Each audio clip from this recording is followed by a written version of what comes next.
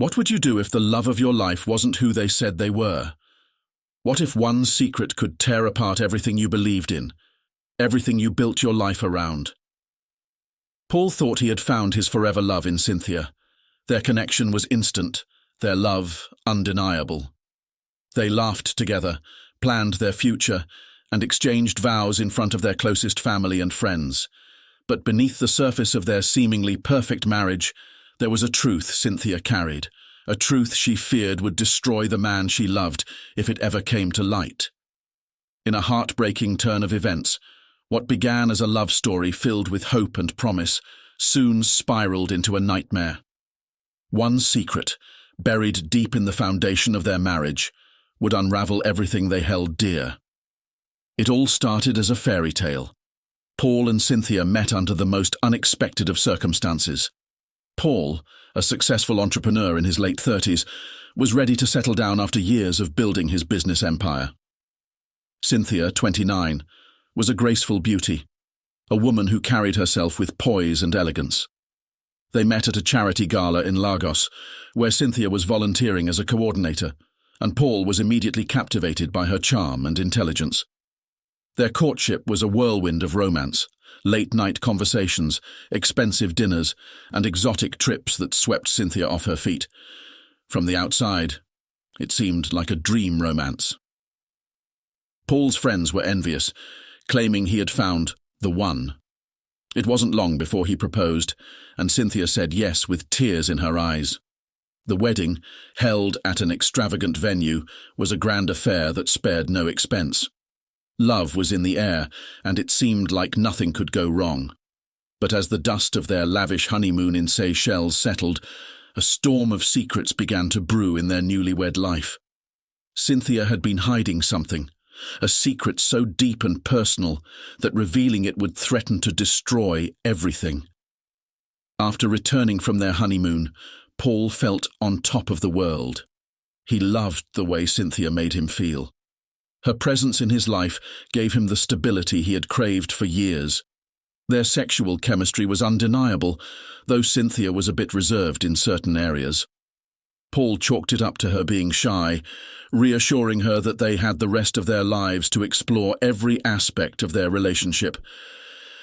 But then there were the odd moments, times when Cynthia would shy away from intimacy. There were nights when she would make excuses, claiming to be tired or unwell.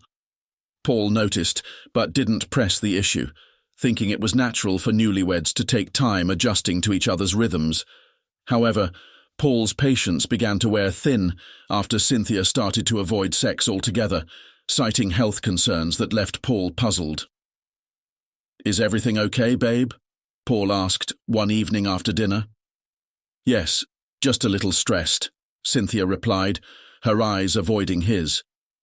Paul brushed it off, convinced she would open up in her own time. But in the back of his mind, a seed of doubt was planted. Little did he know, this was just the beginning of a nightmare that would unravel at an agonizing pace. The tension between them grew, and Paul's suspicions began to deepen. The once joyful marriage was becoming strained. Cynthia's evasiveness around intimacy became more pronounced, and Paul couldn't shake the feeling that something was terribly wrong. One night, as Paul lay in bed next to Cynthia, scrolling through his phone, an idea struck him. He knew it was a violation of trust, but the nagging suspicion was too much to ignore. He opened her laptop, which was usually kept locked, but to his surprise, the password hadn't been updated. Paul knew he shouldn't, but curiosity got the better of him. He clicked on her email and found nothing out of the ordinary. Then he stumbled upon a folder, titled Confession. His heart raced. Without hesitation, he clicked on it and found a draft of an email Cynthia had never sent, but it contained a truth that shook him to his core. In the email, Cynthia had written, "Paul, I don't know how to tell you this. I've been struggling with this secret for a long time, but I think it's time you know the truth about me. Before we go any further in our marriage, you should know that I was born biologically male." Paul froze, his world crashing down around him. His mind went blank, and a storm of emotions swirled inside him. Confusion, anger, disbelief. His wife, the woman he had fallen in love with, was not who she claimed to be. Paul spent the night sleepless, torn between disbelief and fury.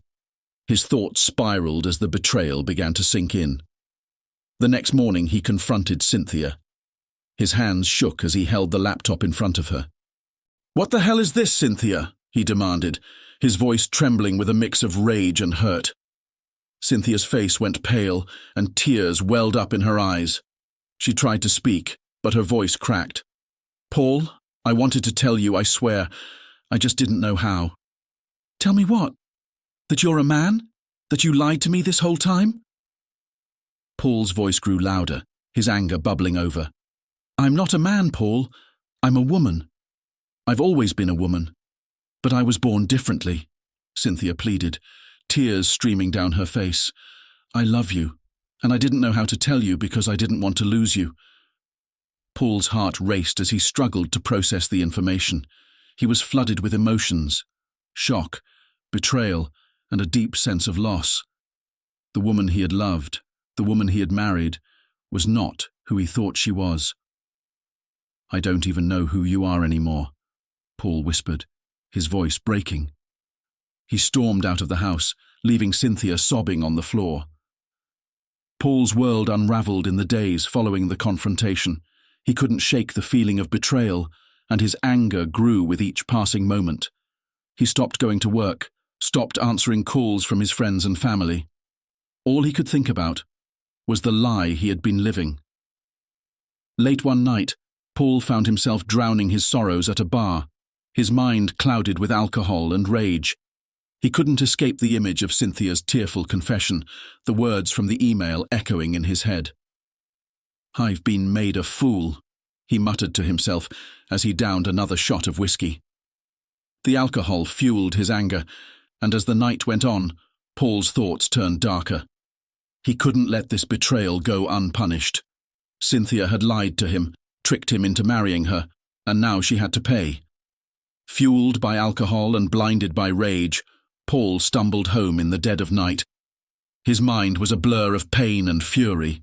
When he arrived, Cynthia was sitting on the couch, her eyes red from crying. She looked up at him, her face full of sorrow. "Paul, please, let's talk about this," she begged. But Paul wasn't in the mood for talking. In a fit of uncontrollable rage, Paul snapped. The details of what happened next are blurry, a frenzy of violence that ended with Cynthia lying lifeless on the floor. Paul stood over her, blood on his hands, the weight of what he had done slowly sinking in. The news of Cynthia's death spread quickly. The police arrested Paul the following morning, his hands still stained with blood. The trial that followed was a media sensation, with headlines screaming the lurid details of the murder. Paul's defense claimed temporary insanity, citing the shock of discovering Cynthia's secret. But the jury was unsympathetic. He was sentenced to life in prison, without the possibility of parole. The story of Paul and Cynthia's doomed marriage became a cautionary tale, a tragic reminder of how secrets, lies, and a failure to communicate can lead to unimaginable horror. In the end, no one won. Paul lost the woman he loved, and Cynthia lost her life, all because of a truth that was never told in time. Paul's arrest sent shockwaves throughout the community. Friends, family, and even casual acquaintances were stunned. In the eyes of those who knew Paul, he was a charming, successful man who seemed to have it all: a thriving business, an adoring wife, and a perfect life. Now he was front-page news, his face plastered across tabloids with the sensational headline, "Newlywed husband murders transgender wife in brutal attack." The trial was highly publicized, and the courtroom was packed with spectators and reporters alike. As Paul sat at the defense table, his face a mask of numbness, Cynthia's family sat in the front row, their eyes filled with a mix of grief and hatred. They had known about Cynthia's past, but had supported her through her transition. To them, Cynthia had always been their daughter, nothing less, nothing more. The prosecution painted Paul as a cold-blooded murderer, claiming that his actions were fueled by nothing more than rage and homophobia. The defense, on the other hand, tried to cast Paul as a victim of a shocking revelation that triggered a temporary mental breakdown. They argued that discovering Cynthia's secret had pushed him into a state of uncontrollable fury, a moment of passion gone wrong. Paul's lawyer argued, "My client did not go into that house intending to murder his wife. He was driven by the shock, the betrayal, and the overwhelming emotions that came with learning the truth." But the prosecution hit back hard, reminding the jury of the brutality of the crime. Cynthia hadn't just been killed, she had been beaten to death in a frenzy. The crime scene photos were graphic, and as they were shown in court, many in the audience gasped. Paul avoided looking at the images, his hands shaking as the reality of what he had done set in deeper.